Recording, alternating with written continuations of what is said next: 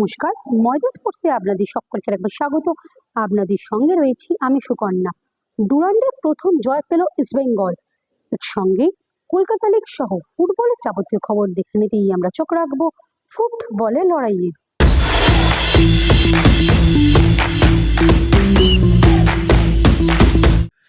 এভাবেও ফিরে আসা যায়। ডুরান্ডের ডার্বিতে মোহনবাগানের কাছে 1-0 গোলে হার। দ্বিতীয় ম্যাচে সিআইএসএফ এর বিরুদ্ধে আবার বিধ্বংসী মেজাজে দেখা গেল লাল হলুদ ব্রিগেডকে। একেবারে 1 গোল 2 গোল নয়, 8-0 গোলে সিআইএসএফ প্রোটেক্টার্সকে হারিয়ে জয় পেল হাবাসের ছেলেরা। হ্যাট্রিক পিভি বিষ্ণুর, জোড়া গোল জেসিন্টিকের, এছাড়াও একটি গোল জিকসন ও বিপিনের, একটি আত্মঘাতী। তবে ডুরান্ড কাপ হচ্ছে, আর সেই টুর্নামেন্টে এই ধরনের দল যারা 8 গোল হজম করছে তাদের মনে হয় নিয়ে এসে কিছুটা লজ্জায় দিচ্ছেন ডুরান্ড কর্তৃপক্ষ। আর্মিদের এই বিষয়টা ভেবে দেখা দরকার, কারণ এই ইস্টবেঙ্গল, মোহনবাগান, মোহামেডান স্পোর্টিং, 3 প্রধান কলকাতার, এরা যখন খেলতে নামে তখন এদের বিপক্ষে যদি কঠিন বা প্রতিপক্ষ যদি সমগোত্রীয় না হয় তাহলে কিন্তু সেই ম্যাচ জমে না।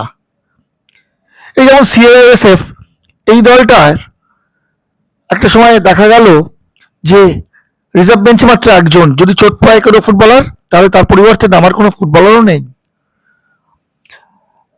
তাই নিশ্চয়ই আগামী দিনে বিষয়টা ভেবে রাখবেন বা ভেবে দেখবেন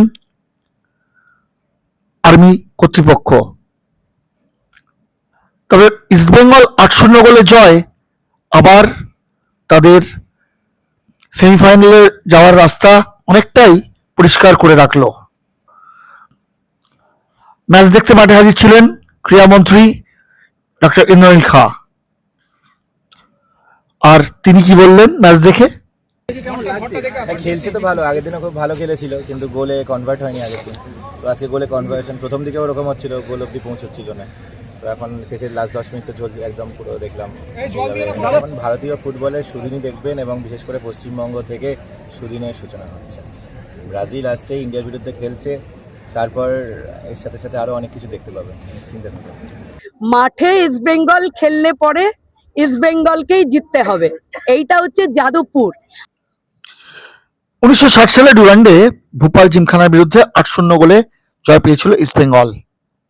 তারপর আবার 2026-এ এই জয়, আর এই জয় এলো ক্লাবের জন্মদিনের ঠিক কয়েক ঘন্টা আগে, যা সদস্য সমর্থকদের মুখে আবার হাসি ফুটিয়ে তুলেছে।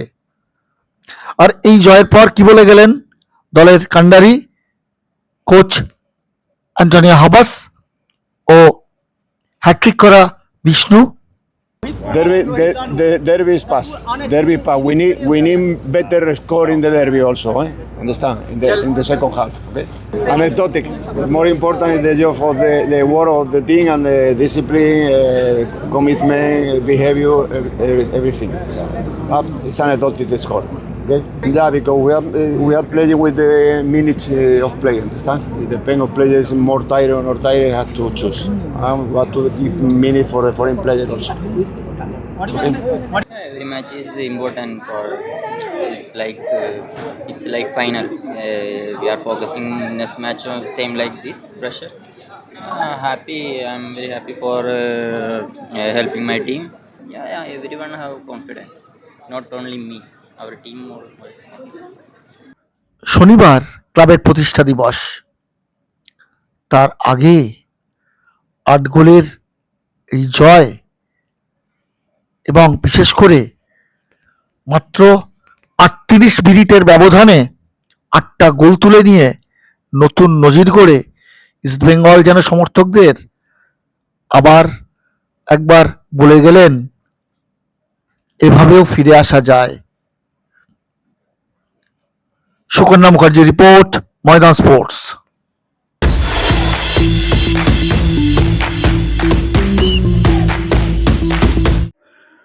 পালিত হলো ইস্ট বেঙ্গলের প্রতিষ্ঠা দিবস।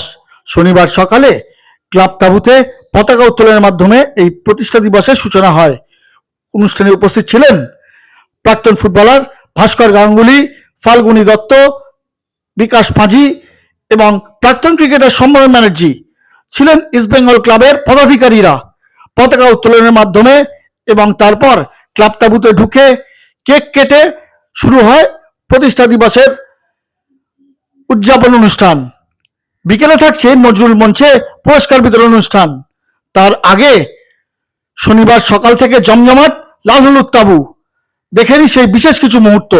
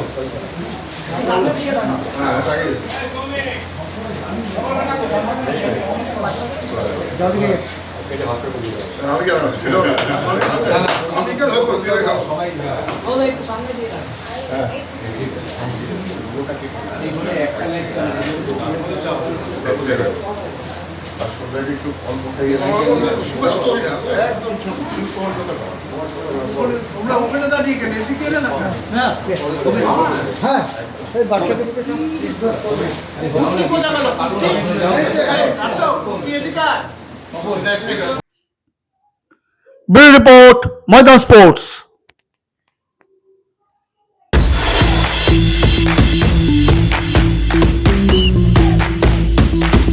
ভিডিওটা ভালো লাগলে লাইক করুন, শেয়ার করুন, আপনাদের মতামত কমেন্ট করে জানান, চ্যানেলটাকে সাবস্ক্রাইব করুন এবং পাশে থাকা বেল আইকনটাকে প্রেস করে দিন। দেখা হবে আবার পরের ভিডিও।